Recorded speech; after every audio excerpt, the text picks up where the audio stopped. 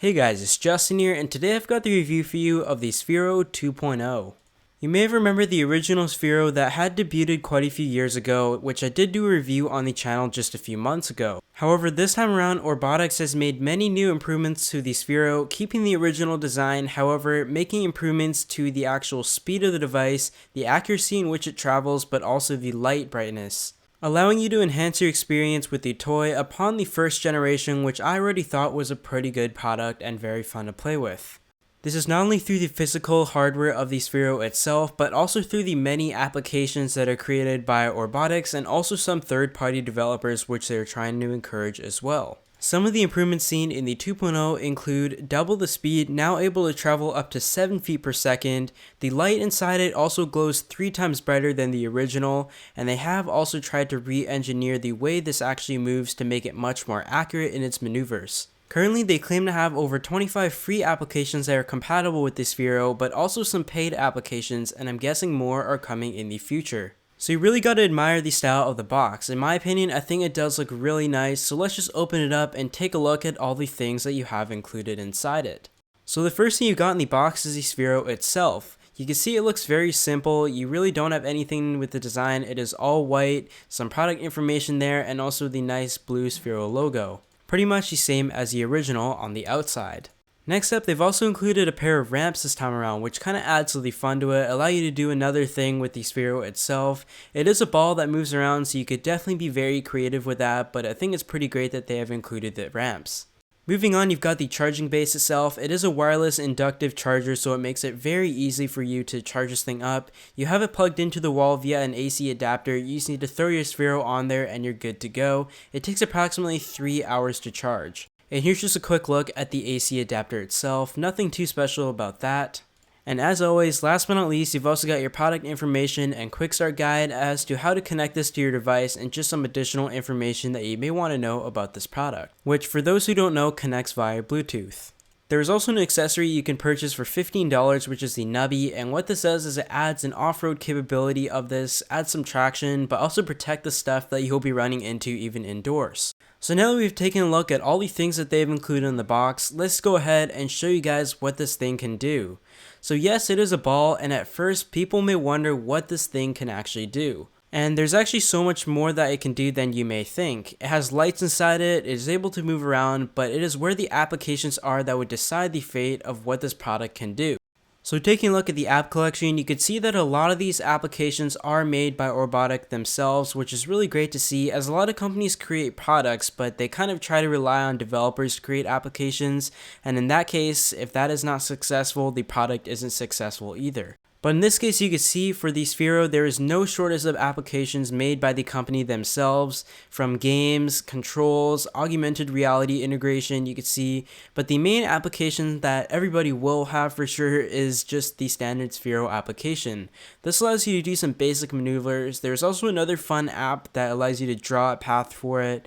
There's also some games, Sphero Golf. Some of these may be harder to play than others depending on your skill level with the product itself or past experiences. But the key thing here is that there is actually a decent amount of applications, which is always great to see. Like I said, this time around, it is also double the speed, is able to travel up to 7 feet per second, so I'm just going to show you guys that on the base and kind of how powerful this is as opposed to the first generation. So from the main Sphero application, I'm going to make it spaz out. This is able to show you just the amount of power that this ball actually shows. It is able just to jump out of its base and pretty much run away.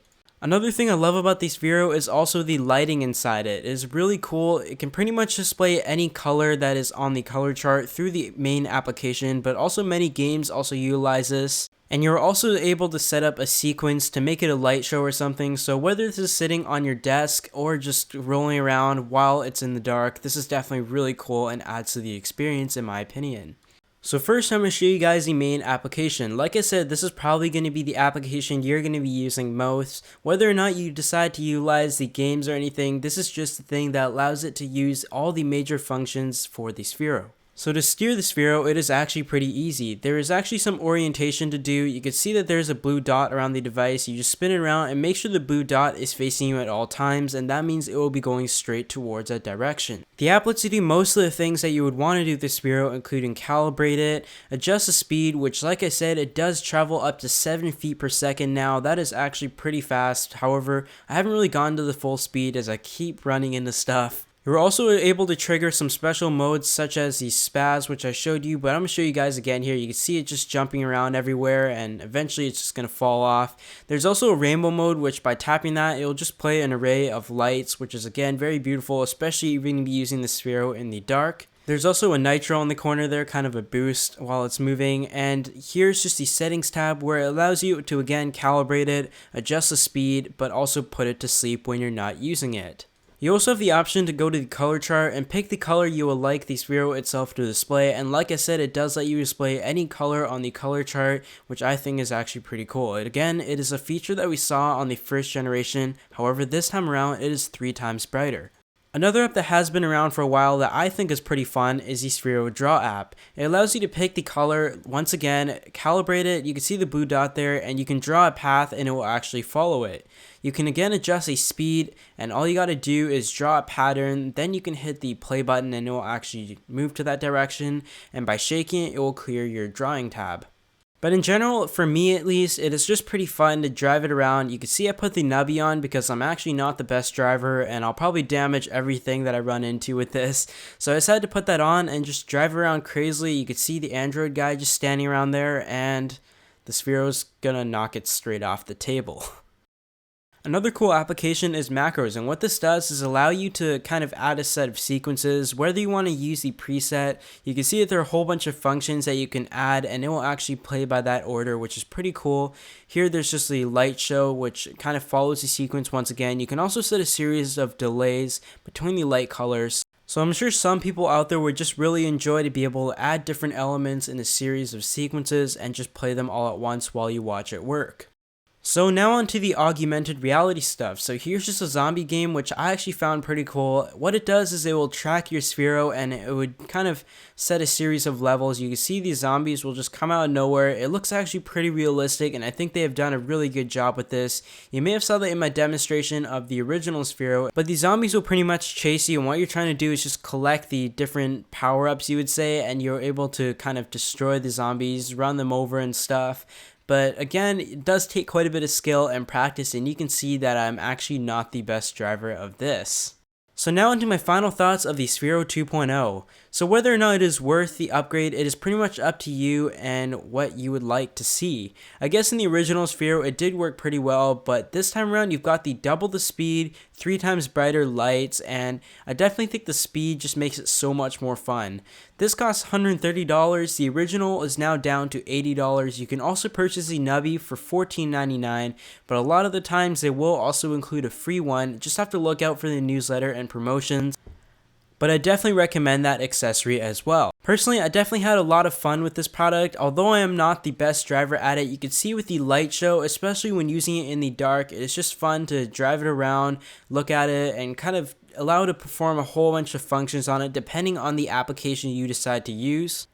And as you have more playing time on the Sphero, I'm sure you're going to be able to get a better accuracy and maneuvers, as you can see I'm having troubles doing here.